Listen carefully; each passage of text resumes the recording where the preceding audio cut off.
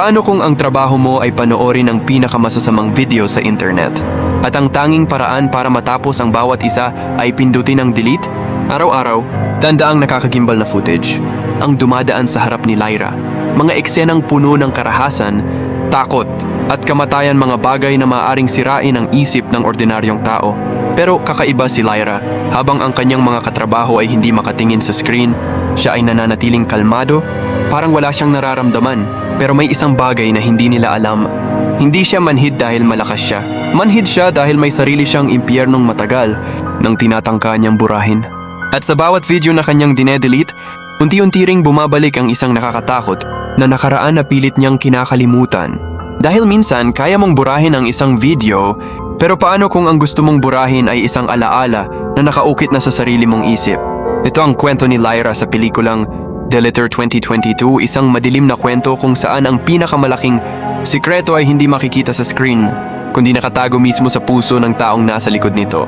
Nagsisimula ang pelikula sa isang lugar na hindi alam ng ordinaryong mga gumagamit ng social media. Isang madilim at tahimik na opisina kung saan nagtatrabaho ang mga content moderator na tinatawag na mga deleter. Hindi sila ordinaryong empleyado. Araw-araw, trabaho nilang panoorin ang mga video na ayaw makita ng karamihan. Mga recording ng karahasan, aksidente, pagkamatay, at iba pang nakakagambalang content ang dumadaan sa kanilang mga computer. Kailangang suriin ng bawat deleter ang mga ito at agad na alisin ang mga lumalabag sa kanilang mga patakaran bago pa kumalat sa internet. Sa ganitong trabaho, hindi sapat ang pagiging matapang. Kailangan mong matutong kontrolin ang emosyon mo dahil kapag hinayaan mong pumasok sa isip mo ang lahat ng iyong nakikita, maaaring pati ikaw ay tuluyang maapektuhan. Isa sa mga nagtatrabaho rito si Lyra, isang tahimik na babae na tila ibang-iba sa kanyang mga kasamahan, habang ang ibang empleyado ay napapangiwi, napapailing, o minsan ay kailangang magpahinga dahil sa sobrang bigat ng kanilang napapanood. Si Lyra ay nananatiling kalmado. May dumating na nakakagimbal na video, pinapanood niya, sinusuri niya. Kapag lumabag ito sa rules, isang pindot lang ang kailangan. Delete! Tapos susunod na video na agad, walang reaksyon, walang tanong, walang emosyon. Dahil dito napapansin siya ng kanyang mga katrabaho. Para sa kanila, parang hindi normal ang pagiging malamig ni Lyra. Habang sila ay unti-unting nasasanay sa trabaho, si Lyra naman ay tila matagal nang sanay sa mga bagay na hindi kayang sikmurain ng ibang tao. Pati ang kanilang boss na si Simon ay napapansin ang kanyang kakaibang ugali. Para bang kahit anong ipakita sa kanya, hindi siya natitinag. Pero ang hindi alam ng mga tao sa paligid niya, may dahilan kung bakit ganito si Lyra. Sa likod ng kanyang malamig na mukha ay isang malalim na sugat mula sa kanyang nakaraan. Isang trauma na pilit niyang ikinukubli. Isang alaala na ayaw niyang balikan. At isang sakit na matagal na niyang pinipilit kalimutan. Hindi naging manhid si Lyra dahil wala siyang pakialam. Naging manhid siya dahil marami siyang nararamdaman na ayaw niyang harapin. Sa loob ng opisina, natutunan niyang maging mahusay sa kanyang trabaho. Hindi siya madaling mataranta at bihira siyang magreklamo. Para sa kanyang mga kasama, isa siyang empleyadong kayang gawin ang trabaho ng walang problema.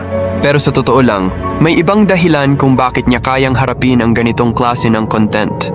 Para kay Lyra, mas madaling tumingin sa sakit ng ibang tao kaysa tingnan ang sarili niyang sakit. Mas madaling mag-focus sa isang video kaysa alalahanin ang nakaraan.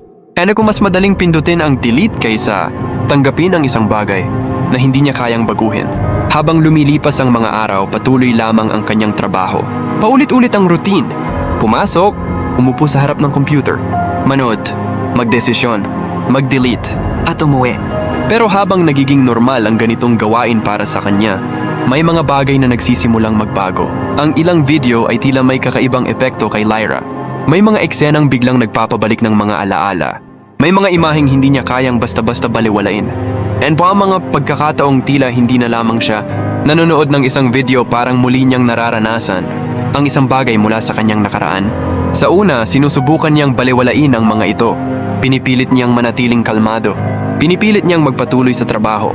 At higit sa lahat, ayaw niyang ipakita sa iba na may problema siya. Dahil matagal na niyang natutunan na ang pinakamadaling paraan para protektahan yung sarili ay ang huwag magpakita ng kahinaan. Kaya kahit may bumabagabag sa kanya, nananatili siyang tahimik. Ngunit ang trauma ay hindi parang isang ordinaryong file na pwedeng burahin. Hindi ito nawawala dahil lamang ayaw mo na itong isipin. Habang mas sinusubukan ni Lyra na kalimutan ang kanyang nakaraan, mas lalo itong bumabalik sa kanyang buhay. At dito nagsisimulang maging mas madilim ang kwento. Dahil ang trabaho na dati ay paraan lamang para kumita ng pera ay unti-unting nagiging salamin ng kanyang sariling buhay. Araw-araw niyang binubura ang mga kakilakilabot na bagay na ipinapakita ng internet. Pero sa sarili niyang isip may mga bagay na hindi niya mabura. Ang mga alaala, ang takot, ang sakit, mga tanong tungkol sa mga nangyari noon. Samantala, patuloy namang nagtatrabaho si Simon at ang iba pang mga deleter. Para sa kanila, bahagi lamang ng trabaho ang pagharap sa disturbing content. Ngunit habang mas nakikilala nila si Lyra, mas nagiging malinaw na may kakaiba sa kanya. Hindi lamang siya tahimik, para siyang taong sinadyang isara ang kanyang sarili sa mundo. Hindi siya madaling makipag-close, hindi siya madaling magtiwala, at kapag may bagay na masyadong malapit sa kanyang personal na buhay, agad niyang iniiwasan. Para bang may takot siyang baka may matuklasan ng ibang tao. At ang takot na yon ay hindi lamang tungkol sa kanyang sikreto. Takot din siyang harapin ang sarili niya. Dahil kapag binuksan niya ang pinto patungo sa kanyang nakaraan, maaaring bumalik ang lahat ng sakit na matagal niyang ikinulong. Kaya patuloy siyang kumakapit sa kanyang pagiging deleter. Sa kanyang trabaho, may kontrol siya. Kapag may ayaw siyang makita, maaari niya itong burahin. Kapag may disturbing na video, maaari niya itong tanggalin. Kapag may content na hindi dapat makita ng publiko, maaari niya itong mawala sa platform. Pero sa totoong buhay, walang ganong button. Hindi niya maaaring i-delete ang isang alaala. Hindi niya maaaring i-delete ang isang trauma. O hindi niya maaaring i-delete ang isang pangyayaring nangyari na. Habang lumalala ang kanyang sitwasyon, unti-unting nababasag ang malamig na personalidad ni Lyra. Ang mga emosyon na matagal niyang pinipigilan ay nagsisimulang lumabas. Ang takot na matagal niyang tinatago ay bumabalik. Ang mga alaala na matagal niyang pinipilit kalimutan ay muling lumilitaw. At ang babaeng dating tila walang pakialam sa anumang bagay ay unti-unting ipinapakita ang tunay niyang pagkatao. Sa likod ng malamig na mukha ay isang taong nasaktan, isang taong natakot, isang taong gustong makalimot, at isang taong naghahanap lamang ng paraan para mabuhay nang hindi kailangang balikan ang nakaraan. Habang nagpapatuloy ang kwento, mas malinaw na ang tunay na laban ni Lyra ay hindi laban sa mga video na kanyang pinapanood, hindi rin ito laban sa mga taong nakapaligid sa kanya. Ang tunay niyang laban ay laban sa sarili niyang isip. Dahil sa loob ng kanyang ulo, may isang nakaraan na patuloy na humahabol sa kanya. At kahit saan siya pumunta, dala-dala niya ito. Dito ipinapakita ng pelikula ang isang nakakatakot na katotohanan tungkol sa trauma. Minsan, ang isang tao ay maaring ngumiti, makipag-usap, pumasok sa trabaho, at mamuhay na parang normal. Pero hindi natin alam kung ano ang nangyayari sa loob ng kanyang isip. Maaaring mukhang malamig siya. Maaaring mukhang walang pakialam. Pero maaaring ang totoo, ginagawa lamang niya ang lahat para hindi tuluyang bumagsak. Ganito si Lyra, ang pagiging manhid niya ay hindi kahinaan. Ito ang naging paraan niya para mabuhay. Ngunit habang tumatagal, kailangan niyang harapin ang isang katotohanang matagal niyang iniiwasan. Hindi mo maaaring takasan ang isang sugat habang buhay. Maaari mong itago, maaari mong ikubli, maaari mong piliting kalimutan. Pero darating ang araw na kailangan mo rin itong harapin. And sa kwento ni Lyra, ang trabaho niyang mag-delete ng mga nakakagimbal na bagay ay naging ironic na bahagi ng kanyang buhay. Kaya niyang burahin ang isang video, pero hindi niya kayang burahin ang alaala. Kaya niyang tanggalin ang isang file, pero hindi niya kayang tanggalin ang sakit. Kaya niyang itago ang katotohanan sa ibang tao, pero hindi niya kayang itago ito sa sarili niya. Sa huli, ang deleter ay hindi lamang kwento tungkol sa madilim na mundo ng online content moderation. Isa rin itong kwento tungkol sa trauma, guilt, pagtakas, at sa isang babaeng pilit na binubura ang kanyang nakaraan para makapagsimula muli. Si Lyra ay isang taong natutong maging malamig dahil minsan, masyado nang masakit ang makaramdam. Pero habang patuloy niyang tinatakasan ang kanyang nakaraan, mas lalo nitong ipinapaalala sa kanya na ang tunay na kalayaan ay hindi matatagpuan sa simpleng paglimot. Dahil may mga bagay na hindi kailanman maaaring burahin. At minsan, ang tanging paraan para tuluyang makalaya ay ang magkaroon ng lakas, ng loob na tingnan ang sarili mong nakaraan at sabihin, nangyari na iyon. Masakit man, hindi na ako habang buhay na mabubuhay sa loob ng sakit na iyon. At doon nagiging pinakamabigat ang mensahe ng kwento ni Lyra. Dahil ang pinakamahirap na bagay na kailangang i-delete ng isang tao ay hindi isang video, hindi isang larawan at hindi isang file, kundi ang takot na matagal na niyang dala. Dahil ang nakaraan ay maaring hindi na mabura pero maaari mong piliing huwag nang hayaan itong kontrolin ang buong buhay mo. Ang pinakamalalim na aral ng Deleter ay hindi lahat ng taong mukhang malamig, tahimik o walang pakialam ay tunay na walang nararamdaman. Minsan ang pagiging manhid ay paraan lamang ng isang tao para protektahan ang sarili mula sa sakit na hindi niya kayang ipaliwanag. Makikita natin kay Lyra kung paano maaaring baguhin ng trauma ang isang tao.